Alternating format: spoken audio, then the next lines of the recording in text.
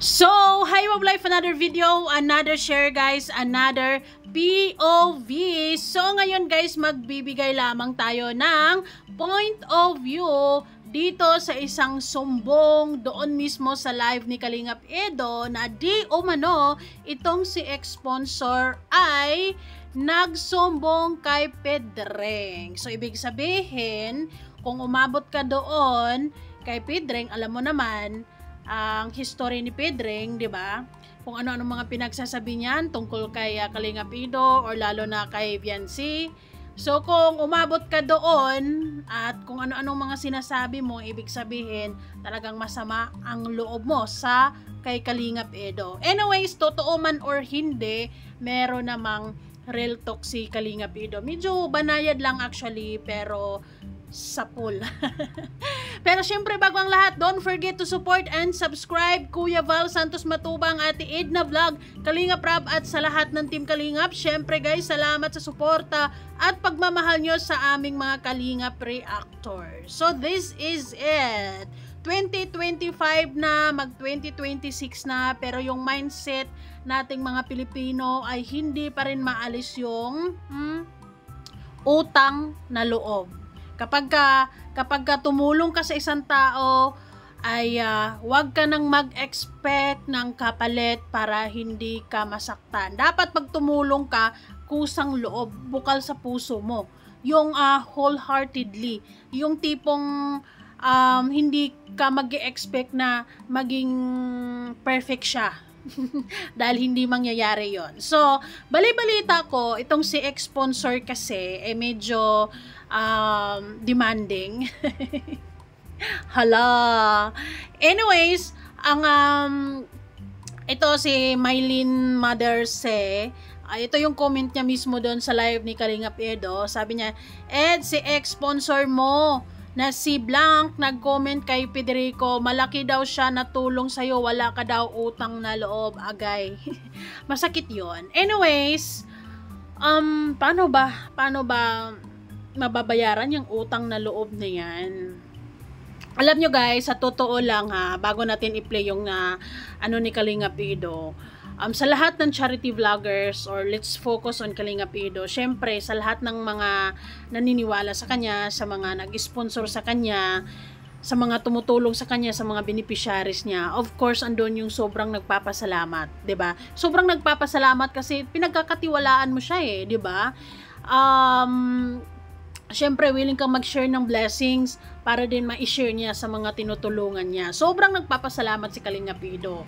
So, ikaw, sponsor, kung nasa puso mo yung pagtulong talaga without any, kung ano mang kapalit na ini-expect mo, yung utang na loob na yan, iwala mo yan sa isipan mo kasi sa pagtulong mo kay Kalingap Edo, kung nakita mo naman na napupunta ito sa magandang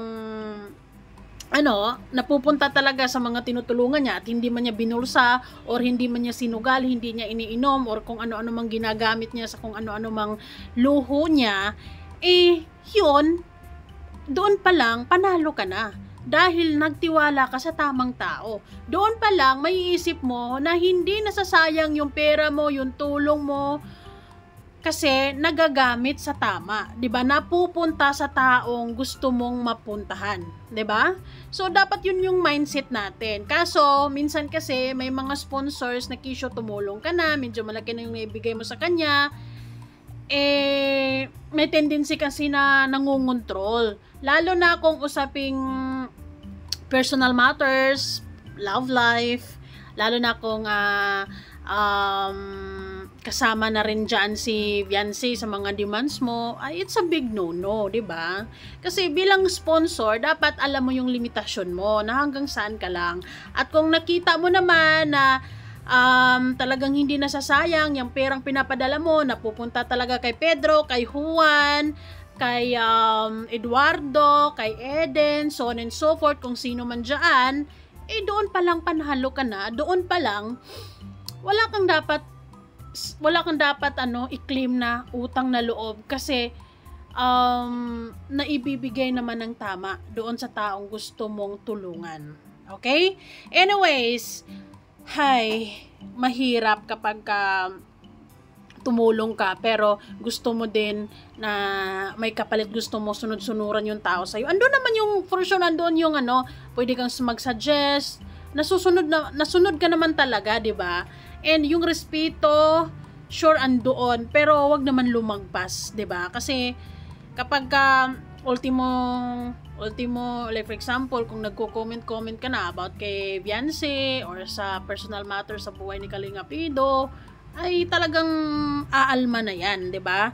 Anyways, kung ano man ang dahilan kung bakit ay naging ex-sponsor to at hindi na sila pati ngayon, not in good terms na sila, siguro hanggang doon na lang talaga yung samahan nila because hindi na ma-take siguro ni Kalinga Pido. Okay, sige guys. Sigurado naman ako sa bawat tulong nyo or yung pagtitiwala nyo kay Kalinga Pido ay pinapahalagahan talaga niya ng sobra-sobra yan. Pero sana alamin nyo din yung limitasyon nyo kung hanggang saan lang, 'di ba? Okay. Dito sa live ni Kalinga Pido ay binigyan lang naman niya ng konting real talk lang naman, 'di ba?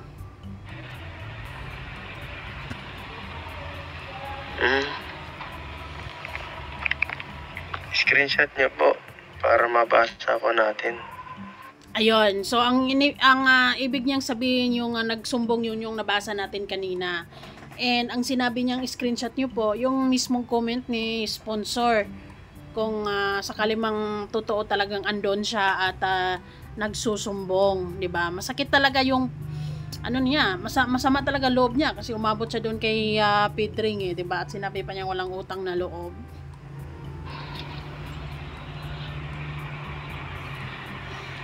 Wala daw utang ng loob. Grabe naman po. Kung totoo po yan, ay grabe naman. Grabe. Kung magbibilang tayo ng tulong ay ibig sabihin hindi legit yung pagtulong natin. Yan. Kumbaga, don't expect too much. Tumulong ka kung may kakayahan kang tumulong, pero wag mong isipin na mapapasunod mo yung tao na yan 100%. Sigurado, you can earn her or his attention or yung respeto, pero not to the point na sumobra ka na, 'di ba? Kasi of course, kahit na malaki yung natulong mo sa kanya, pero still you know your limits. Pangit po ng ganun. Yes, totoo yan. Bibilang tayo ng pinulong natin sa kapwa. Kung hindi naman tayo nanghihingi, bakit tayo mabigay sa kapwa natin? Ibig sabihin, hindi legit yung pagtulong natin, naghahanap tayo ng kapalit. Yes, totoo yan. Ang tulong dapat ay galing sa puso para hindi tayo masaktan kapag dapat bukal sa puso ang pagtulong, guys. Yan. Actually, it's a general message sa lahat na ang pagtulong ay dapat walang kapalit. Kumbaga, since nagtitiwala kayo sa akin, let me do it, 'di ba? Para bang ganun ba? Pero kung meron kayong suggestion, so on and so forth, as long as nakakabuti naman ito sa mga tinutulungan ko, siguro wala ka lang say sa mga personal na desisyon. Pero kung umabot ka na, humantong ka na doon sa mga personal na desisyon ni Kalinga Pido, parang it's a big no-no naman na yan. Lalo na kung talagang hindi maganda yung intention mo dahil bias ka, ay hindi ganun. 'Di ba? Sumuporta ka kay Kalinga Pido, mag-sponsor ka kay Kalinga Pido, dapat bukal sa loob. Dapat alam mo yung limitasyon mo din, 'di ba? Pwede ka naman sigurong mag-suggest siguro, pero wag naman yung OA ka na, 'di ba? Nasa tamang edad na yan si Kalinga Pido. Alam na niya yung tama at mali, alam na niya kung anong pwedeng i-push at kung anong hindi. So, hayaan mo. Kung may kakayahan ka talagang tumulong at gusto mong maging instrumento si Kalinga Pido, so pagkatiwalaan mo siya.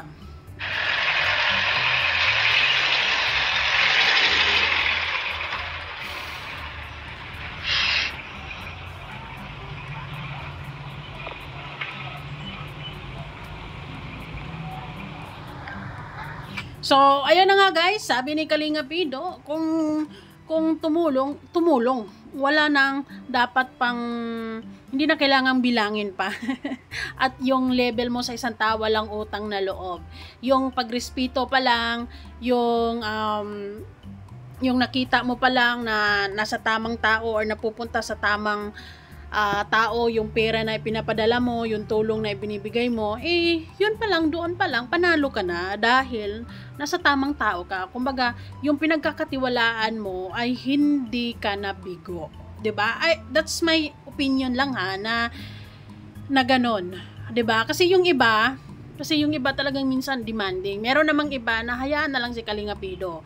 Basta, ang alam nila basta nakikita nila na like for example, magbigay sila ng 5K, 10K para kay Pedro at napunta talaga kay Pedro, malaking na yun, masaya na sila doon, 'di ba? Walang problema. No comment sa personal life ni Kalinga Pido. Hayaan mo na siya diyan. Hindi na yan sakop. Pero na lang kung nangingi sa iyo ng suggestions or advices, words of encouragement, so on and so forth, well, that's the time na meron kang say. Pero kung hindi, atras ka. Dahil, yes, ang sponsor talaga is malaking blessing. Diba? Sobrang nagpapasalamat ang bawat isa sa kanila dyan, lalo na si Kalinga Pido, kung merong mga taong magtitiwala sa kanila, na itong tao na to ay hindi masasayang yung pera mo dahil mapupunta talaga sa taong gusto mong tulungan. Doon palang panalo ka na talaga. Yun dapat ang aim mo, hindi yung aim mo na mapapasunod mo siya, meron ka ng say sa buhay niya, 'di ba? So know your limits still, 'di ba? Ganon, hindi yung strict ka pa sa parents ni Kalinga Pido. hindi mangyayari 'yon. 'Di ba? So alalay lang. Sponsor is supposedly alalay or like katulong, like kumbaga kaagapay or ano bang tawag talaga dito, yung kumbaga sandalan din sa mga panahong kailangan ng lalo na financial support, emotional support, moral support, mga ganon, 'di ba? So ayun, thankful lang talaga si Kalinga Pido na marami pa ding mga sponsor na nagtitiwala sa kanya, and unconditional support, unconditional love. Wala nang utang-utang na loob na yan. Kasi yung utang na loob na yan, kailanman, hindi talaga yan mababayaran. Yung utang na loob na yan, yung pambayad yan is yung respeto. Respeto. 'Di ba? Pagmamahal. Pagmamahal. As a friend. So, ayun lamang guys. It's also eye-opener sa mga sponsors natin dyan na kalma lang, 'di ba? I-enjoy nyo yung pagtulong nyo. I-enjoy nyo yung meron kayong kakayahang tumulong. Huwag yung tumulong kayo para mapasunod nyo yung isang tao. No, it's not like that. Because lahat ng bagay ay may hangganan talaga. Hanggang dyan ka lang at hanggang dito lang din siya, 'di ba? No sa mga sobrang demanding. Okay?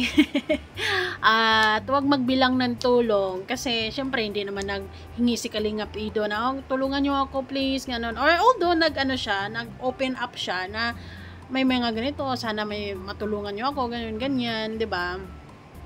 Pero sana it's heartily given. Wala ka nang ini-expect na kung ano pa man. Ayun, okay? Para hindi masakit sa puso, para hindi kung saan-saan ka nagsusumbong dahil nasasaktan ka, dahil hindi mo nakuha yung gusto mo sa isang tao. Ano ba talagang gusto mo as a sponsor? Bakit ka nasaktan? Bakit mo sinasabing walang utang na loob yung isang tao na kung nakikita mo, si Kalinga Pido, ginawa niya yung best niya para sa pagtulong, para sa mga beneficiaries niya. Ano bang kulang? Saan siya nagkulang? Ayun, saang part bakit mo nasabi na walang utang na loob? Kasi hindi naman naging bastos si Kalinga Pido sa kung sino pa man, 'di ba? Ayun, kung si Kalinga Pido ay nag-aasal mala Dave, yung nasa Tikram, iyon, doon mo na siya pwedeng sabihan na walang utang na loob. Pero hindi naman malayo sa ganun. So, love